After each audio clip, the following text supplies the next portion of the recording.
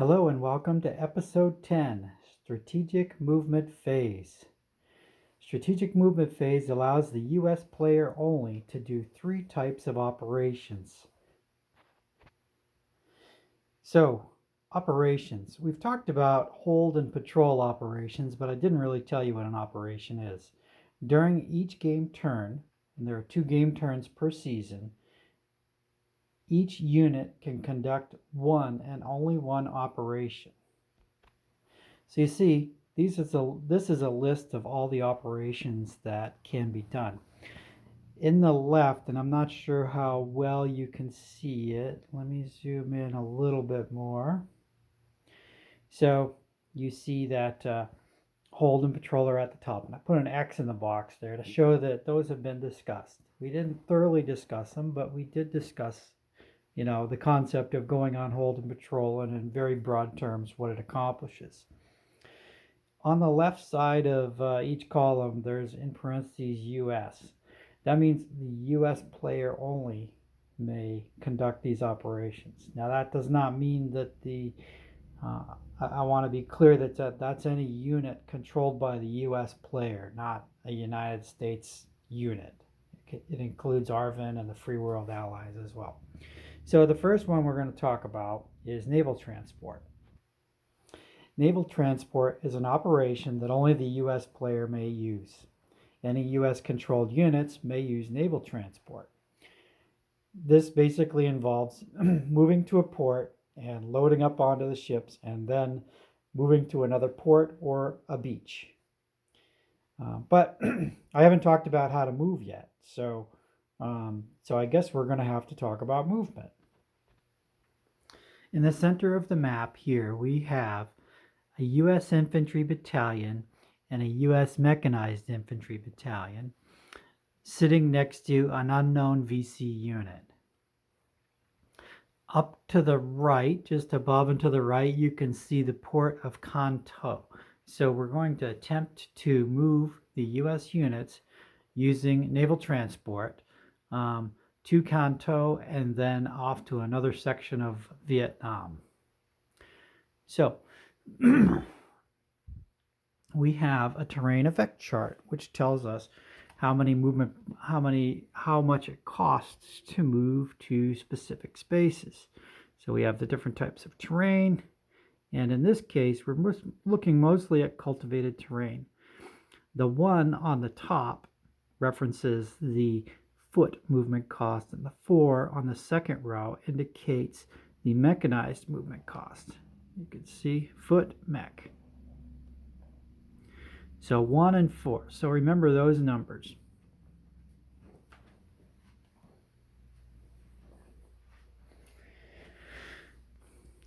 So we'll do the infantry battalion first. So to move to cultivated costs 1, but there's a VC unit located next to them. So all Viet Cong units that are undiscovered like that, in the undiscovered state, have a zone of control. When you exit a unit's zone of control, it costs you 1 extra movement point. So we're at 1, 2 to get there. Now let me just show you the unit. 308. So the 8 in the lower right is the movement point allowance. So that's as far as we can go. So 2 to go there. 3 into the cultivated road. Now let's see what the road does for us. The road is 1 movement point for foot and half a movement point for mechanized. That's of course if you're moving along the road. So it's really the same as just walking through the cultivated for this guy. So it's 1, 2, 3, 4, 5. Now he's at the port.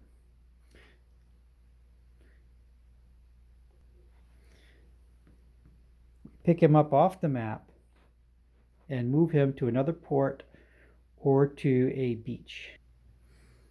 So you see the yellow outline around these 2 hexes here? That indicates that that's a landing beach. So we can land our infantry battalion on the beach.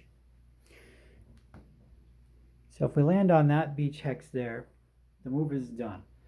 And there's no further movement point expenditure beyond getting to the port. We land here, his move is done. However, the Viet Cong unit has allowed something that we haven't talked about. We're going to talk about it for the first time here. It's called reaction movement.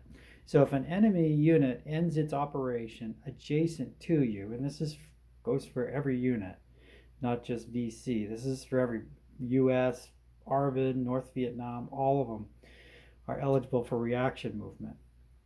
And there are exceptions, but there are not very many exceptions. So when a unit ends its operation adjacent to you, you get an opportunity to reaction, which means you just get to move the unit as if you had another movement phase.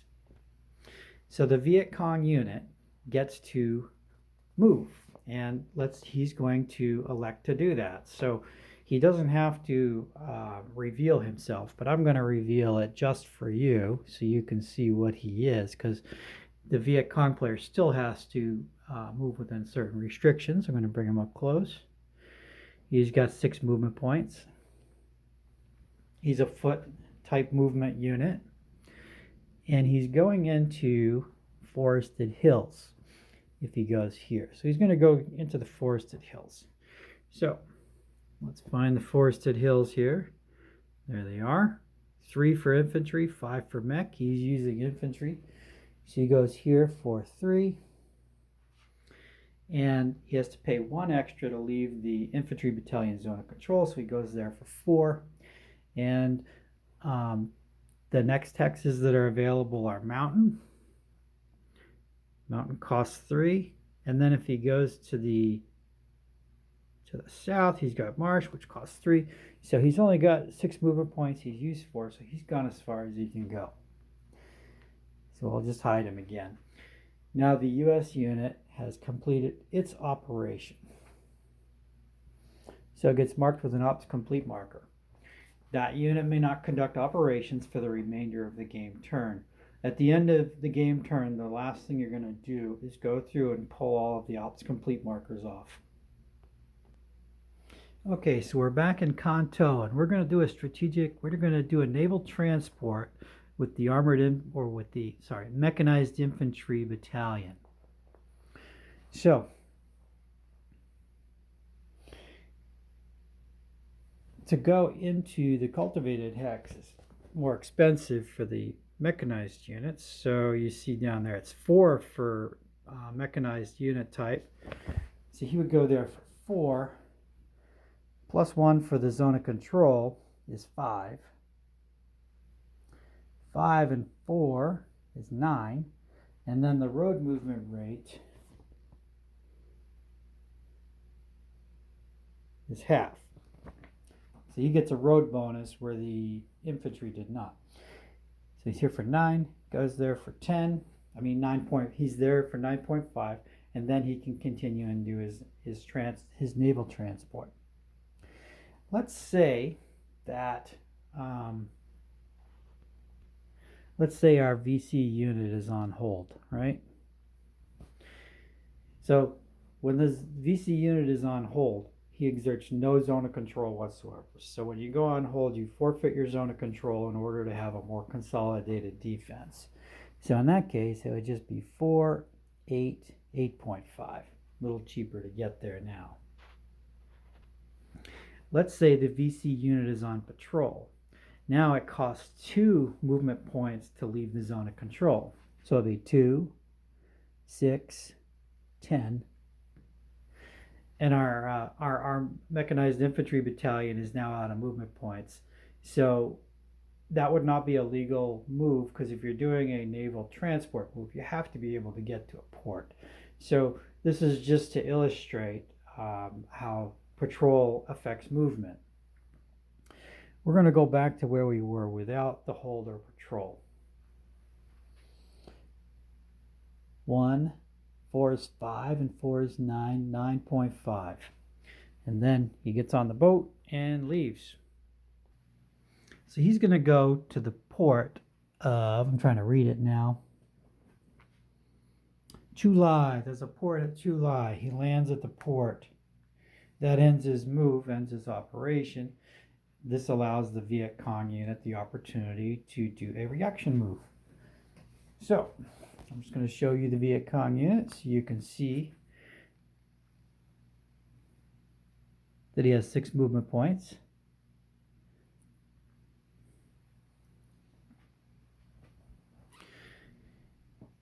So the Viet Cong unit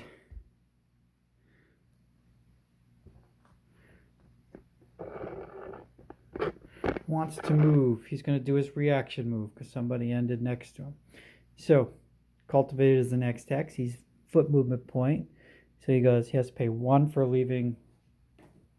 Oops. He has to pay 1 for leaving that guy's zone of control. 1 for going into cultivated. So that's 2 so far. But what about that river there? There's a minor river there. So we have a minor river hexide. Foot costs an extra 1. Mech costs an extra 2. So going to this spot here is 1 for zone of control, 1 for the minor river, and 1 for cultivated for 3. So you can go here for 4. You can go here for 5 and end his move there. Sorry about the camera work there. So we go there for 5. So he's ended there. Now, this does not allow the U.S. units the opportunity for reaction move. One of the rules of the game is reaction move does not cause other reaction move.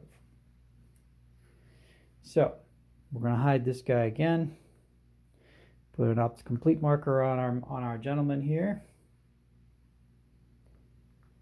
That ends his operation. That ends everything I think I want to talk about for the naval transport phase. We're going to go on to strategic. So we can check off one more operation. Now I'm going to teach you the strategic movement. So both sides in this conflict have both sides, both the communists, the NLF, and the North Vietnamese, and the Free World Allies of the U.S. There's the two factions. Their strategic movement works differently. I'm going to show you how the U.S. Player does strategic movement. Okay, so we have a mechanized infantry battalion, movements of 10. We want to do strategic movement with him. So he can move. He has a movement allowance of 10. First thing is he's going to try and get onto the road. This is where strategic movement is really at its best. So he's going to go into the cultivated there. Costs 4 movement factors, as we discussed earlier. It costs 4 movement points for a mechanized unit to go into cultivated. He doesn't have to pay to leave the other guy's zone of control because the guy's on hold. Now, moving down a road is free. So he would move there for 0. So we're at 4. You have to pay 1 to leave that guy's zone of control. So now we're at 5. That move there is free because he's moving down the road. That move is 2 to leave that guy's zone of control. So now we're at 7. That move's free.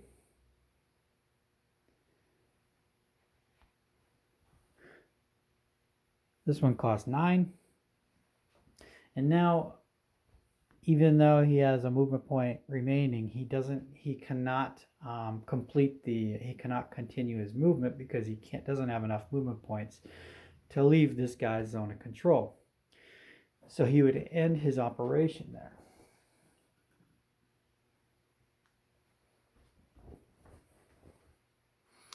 So that allows the Viet Cong unit to do a reaction move because the end of the operation there. So if the Viet Cong unit did move, let's say he just moved there for, is there a river there? There is. So he moved there for 5. So 3 for the marsh and 1 for the minor river and 1 for zone of control. So he'd go there for 5 and he could stop. um, he would no longer be on patrol, and he would be marked ops complete. No more operations for him for the term. So we'll go back to where we were. We'll reset back.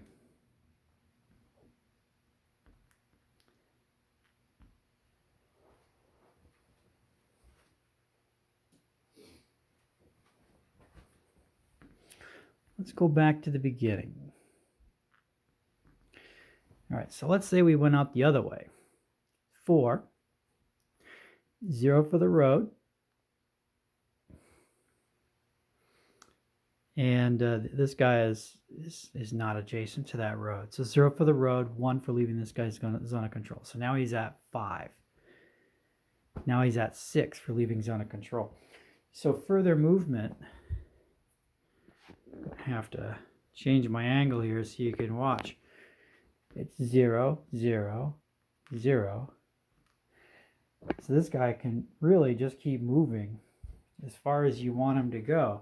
We could go all the way to North Vietnam if we want, if there's no zone of control along the way. So he could just say, okay, this is where we're going to end our move, strategic move there. We put him with an ops complete, and his movement is done. So this ARVN unit, sitting right at the center of the screen in Quang Ngai, is ineffective.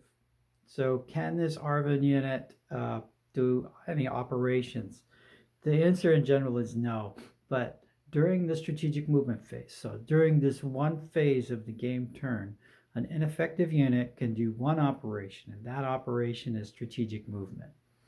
So there are some requirements, but he moves just like the US unit. He gets in his trucks and he goes 0, 0, 0 movement points to go anywhere. So if he wanted to go to protect the port of Chu Lai, he could go down the road 0, 0, and then leave the road, go 1 for the river, 2 for the cultivated, and then 3. And then end his move there, and he would then be marked ops complete. So that's one of the situations where you'll see an ops complete on an ineffective ARVN unit. There are requirements. The ARVN unit cannot enter a core boundary or an international boundary. So he cannot go into that hex there because of the international boundary. He cannot go off into the hinterland, 1, 2, and jungle costs 2, going in for 4. He can't head off into the woods. He has to end in either a cultivated hex, major town, minor town, city, major city, one of those situations. So basically he has to go back to what we consider like a home area. And that is everything I have to say about strategic movement.